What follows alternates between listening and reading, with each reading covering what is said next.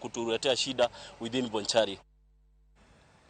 Japuonjre moro mar skul sekondar owito ngimane boma ma Molo bang' nyamburko goye koriembo ndiga ka odhi e skul. Wachore ni nyamburko no mating'o jowuoth 14 nobayo yo kendo goyo japuonjre no. Masirano omiyo jodak ma Molo golo ywak kaluwore kod rach mar apaya ma posta magikoni nyaka sani pok olosi kata obedo ni jotelo nosingo maneno ni okete rang'iny makare.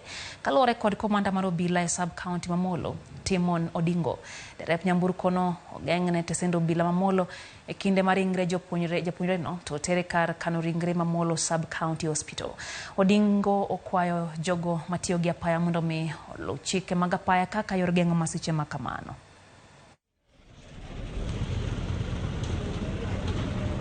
Leo hii asubuhi tumepata ajali ambayo imetokea kwa njia ambayo haifai. Sana sana ukiangalia katika barabara hii yetu ya kutoka posta kwenda mpaka stage ni barabara ambayo ni mbovu sana. Na hii wakati ya asubuhi ni wakati watoto huwa wanaenda shule.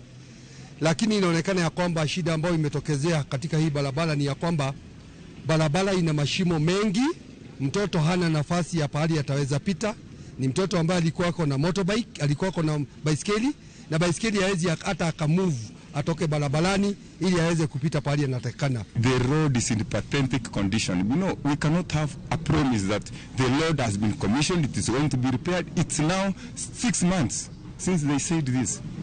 We are tired because we are going to lose lives. Look at the El Nino, the rains are on. People have no path where they are passing. Bicycles, motorbikes. The incident we have witnessed should be taken into account that this is the beginning of fatal cases in this road. Leaders should come into consensus how they should build this road. Also, safety of the children who are going to school should be taken into consideration. We are not happy. This is negligence.